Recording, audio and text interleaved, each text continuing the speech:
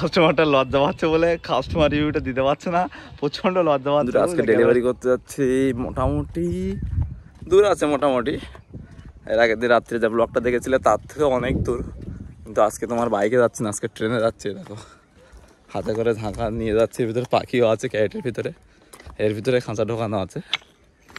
আজকে যাচ্ছি অনেক দূরে, মানে আগের দিন ছিল প্রায় 100 কিলোমিটার, আজকে তার থেকেও বেশি, আজকে প্রায় সামথিং 200-250 কিলোমিটার মতো হবে মনে হয় মেবি। কারণ তোমার এখান থেকে শিয়ালদা, শিয়ালদা থেকে হাওড়া, হাওড়া থেকে ট্রেন ধরে দীঘার দিকে, মানে মোটামুটি দূর আছে।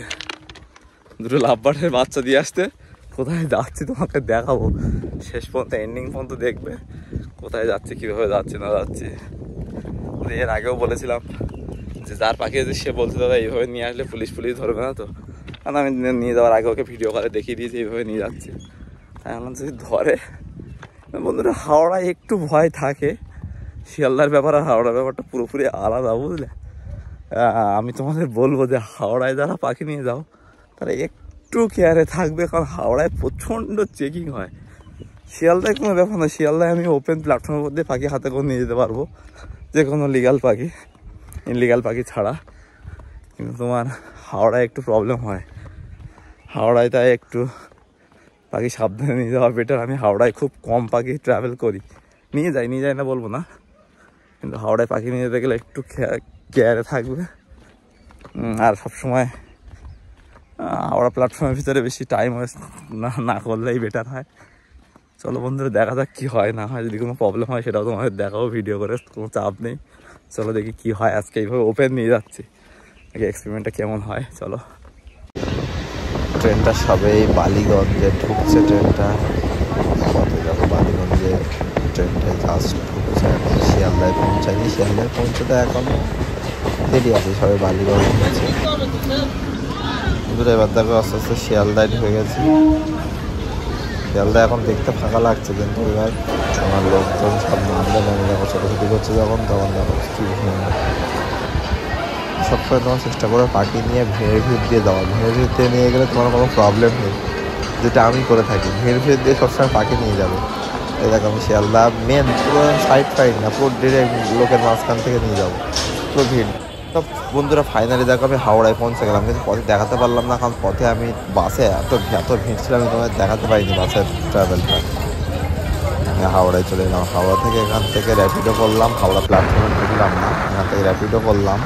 কারণ আমার যেহেতু যে ভাইটা ও অনেকটা এগিয়ে এসছে, সেহেতু আমার সুবিধার জন্য অনেকটা এগিয়ে এসছে, 3 ঘন্টা আমার জার্নি করে অনেকটা এগিয়ে এসছে, সেহেতু আমি র্যাপিডো করে তারপরে প্ল্যাটফর্মে চলে যাচ্ছি। কারণ এখান থেকে ট্রেন যতটা টাইম লাগবে তার আগে আমি ওখানে পৌঁছে যাবো।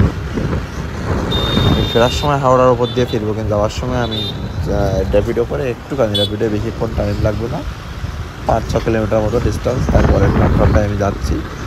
এটা টিকিয়ে পারে, এটা তোমার মেসেদার দীঘা ওই মানে তোমার এই লাইনের দিকে, যেটা চাই র্যাপিডো করে যাচ্ছে। দেখো ফাইনালি আমি ওর কাছে এসে পৌঁছালাম, কিন্তু প্রথম বুঝতে পারিনি যে আমি ক্যামেরা অন করে যাচ্ছি, তারপরে যখন ও ক্যামেরা দেখলো তখন ও মুখ লোকানো শুরু করলো। প্রথমে বুঝতে পারিনি যে আমি ক্যামেরা অন করে যাচ্ছিলাম, ক্যামেরা দেখেই ও মুখ লোকানো শুরু করেছে। ফাইনালি মাল ডেলিভারি করতে এলাম, চলে এসছে, মুখে লজ্জা পাচ্ছে, তাও তো দেখাবো, আমি দেখাচ্ছি না, তার আমি মুখটা ব্লার করতে চাপ নেই, ও লজ্জা পাচ্ছে।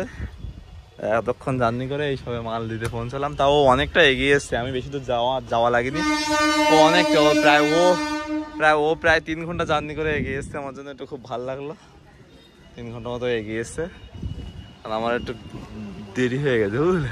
মালটা অবশ্যই ডেলিভারি করা হয়ে গেল, শুধু সামনে আসতে, এমনি দেখতে কিন্তু খুব ভালো হ্যান্ডসাম আছে। একটু মুখটা দেখাবে হালকা করে, মুখ দেখাবে না তো। মাল পেয়ে তো ভালো লাগছে তো? হ্যাঁ ভালো লাগে। ঠিক আছে ওইটুকু ঠিক আছে, ভালো লাগছে, অবশ্য লজ্জা পাচ্ছে। বন্ধুরা ফেরার পথে তাকে ওকে পাখি দিয়ে আমি আবার ওখান থেকে ট্রেন ধরে হাওড়ায় চলে এলাম। হাওড়ায় মোটামুটি ক্রাউডটা খুব বেশি, কিন্তু হাওড়ায় তোমরা সবসময় একটা জিনিস খেয়াল করবে, হাওড়ায় যখন পাখি ক্যারি করবে একটু কেয়ারে রাখবে, কোনো ভয় পাবে না, কনফিডেন্সের সাথে যাবে, ভয় পাবে না, ভয় পেলে কিন্তু প্রবলেম হবে বটে।